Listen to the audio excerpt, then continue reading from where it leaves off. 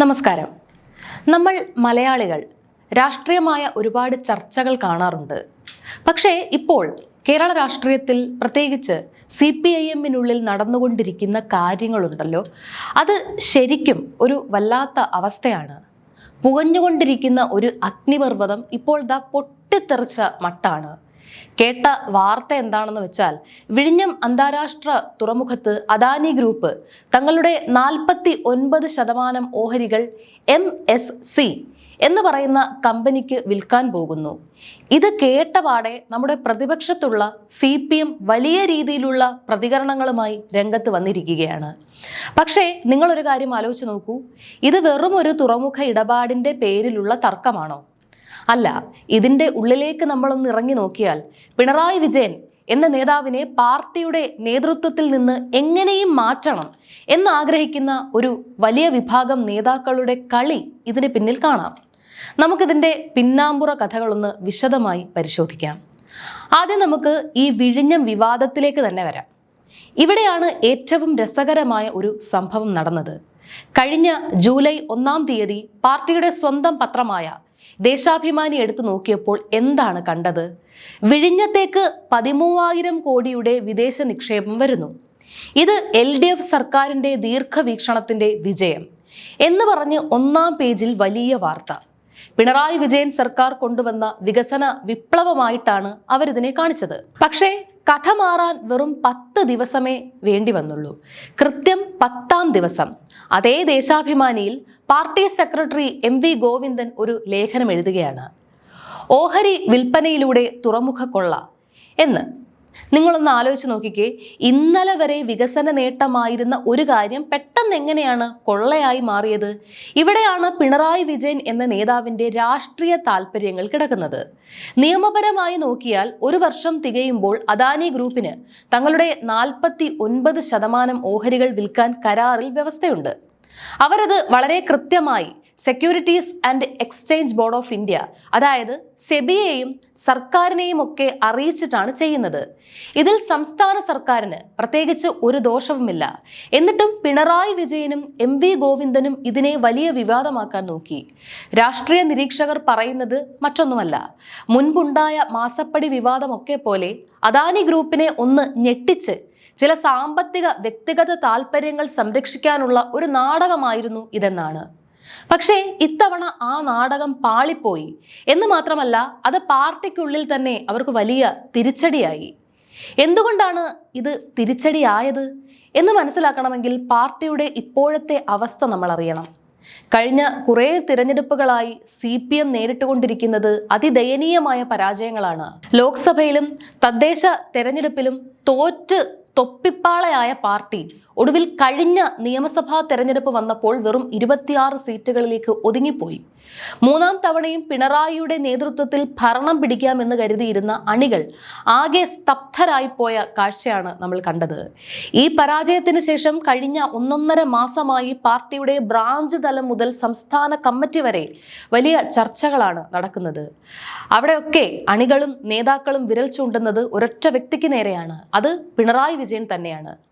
പാർട്ടിയേക്കാൾ വലുത് താനും തൻ്റെ കുടുംബവുമാണെന്ന പിണറായിയുടെ ചിന്തയാണ് പാർട്ടിയെ ഈ തകർച്ചയിൽ എത്തിച്ചത് എന്നാണ് അണികൾ പറയുന്നത്.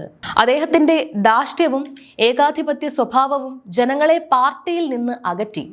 കമ്മ്യൂണിസ്റ്റ് നേതാക്കൾ സാധാരണ ജനങ്ങൾക്കിടയിൽ ജീവിക്കേണ്ടവരാണ്. ജലമില്ലെങ്കിൽ മീനുകൾക്ക് ജീവിക്കാൻ പറ്റാത്തതുപോലെയാണ് കമ്മ്യൂണിസ്റ്റുകാർക്ക് ജനങ്ങൾ. പക്ഷേ പിണറായി വിജയന് ജനങ്ങളോ മാധ്യമങ്ങളോ ഒന്നും പ്രശ്നമായിരുന്നില്ല. മാറി നിൽക്ക്, കടക്ക് പുറത്ത് എന്ന് പറയുന്ന ധാർഷ്ട്യം നമ്മൾ എത്ര കണ്ടതാണ്. സ്വന്തം കോട്ടയായ കണ്ണൂരിലെ തളിപ്പറമ്പും പയ്യന്നൂരും വരെ പാർട്ടി തോറ്റ് തൊപ്പിയിട്ടു. ധർമ്മടത്ത് എപ്പോഴും 1,00,000-ന് മുകളിൽ ഭൂരിപക്ഷത്തിൽ ജയിക്കാറുള്ള പിണറായി വിജയൻ ഇത്തവണ ഒരു സാധാരണ യൂത്ത് കോൺഗ്രസ് നേതാവിനോട് മുട്ടി കഷ്ടിച്ചാണ് ജയിച്ചു കയറിയത്. 6 റൗണ്ടുകളോളം അദ്ദേഹം അവിടെ പിന്നിലായിരുന്നു.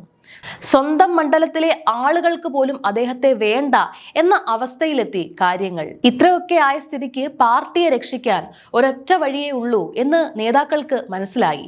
നേതൃത്വം മാറുക, അതായത് പിണറായി വിജയനെ മാറ്റുക. ഇപ്പോൾ കണ്ണൂരിലെയും സംസ്ഥാനത്തെയും ഒരു വലിയ വിഭാഗം നേതാക്കൾ അതിനുള്ള ദൃഢനിശ്ചയത്തിലാണ്. അതിന്റെ വ്യക്തമായ തെളിവാണ് നമ്മൾ വിഴിഞ്ഞം വിവാദത്തിൽ കണ്ടത്. പിണറായി വിജയനും MV ഗോവിന്ദനും ചേർന്ന് വിഴിഞ്ഞത്തിന്റെ പേരിൽ സമരമുണ്ടാക്കാൻ നോക്കിയപ്പോൾ പാർട്ടിയുടെ ഏറ്റവും മുതിർന്ന നേതാക്കൾ അതിനെ പരസ്യമായി അങ്ങ് തള്ളിപ്പറഞ്ഞു. കേന്ദ്ര കമ്മിറ്റി അംഗമായ EP ജയരാജൻ, പാർട്ടിയുടെ കരുത്തരായ വനിതാ നേതാക്കളായ KK ശൈലജ, PK ശ്രീമതി എന്നിവരൊക്കെ പരസ്യമായി പറഞ്ഞു, വിഴിഞ്ഞം ഇടപാടിൽ യാതൊരു തകരാറുമില്ല, അതിലെന്തിനാണ് വിവാദമെന്ന്. ദിവ്യ S അയ്യരെ വിഴിഞ്ഞം MD സ്ഥാനത്ത് നിന്ന് മാറ്റിയതിനെ ചൊല്ലി പിണറായിയുടെ അടുത്ത ആളായ KK രാഗേഷ് വലിയ പ്രശ്നമുണ്ടാക്കാൻ നോക്കിയപ്പോൾ ശൈലജ ടീച്ചറും ശ്രീമതി ടീച്ചറും മുഖത്തടിച്ചതുപോലെ പറഞ്ഞു, ഭരണമാറ്റം ഉണ്ടാകുമ്പോൾ IAS ഉദ്യോഗസ്ഥരെ മാറ്റുന്നത് തികച്ചും സ്വാഭാവികമാണ്, അതിലൊന്നും ഒരു തെറ്റുമില്ല എന്ന്.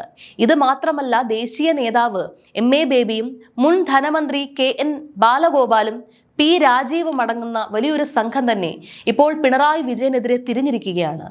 നിയമസഭയിൽ വെച്ച് KN ബാലഗോപാൽ പ്രതിപക്ഷ നേതാവായ പിണറായിയുടെ മുഖത്തു നോക്കി വല്ലതും വായ തുറന്ന് പറ എന്ന് ശാസിക്കുന്ന അവസ്ഥ വരെ നമ്മൾ കണ്ടു. കഴിഞ്ഞ 25 വർഷമായി പാർട്ടിയെയും ഭരണത്തെയും തന്റെ കൈപ്പിടിയിൽ ഒതുക്കിയ ഒരു നേതാവിനെ സ്വന്തം ഭക്തന്മാരും അടിമകളും ചേർന്ന് ചവിട്ടി പുറത്താക്കുന്ന കാഴ്ചയാണ് നമ്മളിപ്പോൾ കാണുന്നത്. അപ്പോൾ കാര്യങ്ങൾ എത്തി നിൽക്കുന്നത് വലിയൊരു പ്രതിസന്ധിയിലാണ്. പിണറായി വിജയനെ മാറ്റണം, ധർമ്മടത്ത് ഉപതെരഞ്ഞെടുപ്പ് നടത്തണം എന്നൊക്കെയാണ് ഈ വിരുദ്ധ ചേരിയുടെ ലക്ഷ്യം. പക്ഷേ ഇവിടെയാണ് CPM നേരിടുന്ന ഏറ്റവും വലിയ ചോദ്യം ഉയരുന്നത്. പിണറായി വിജയനെ മാറ്റിയാൽ പകരം ആര്?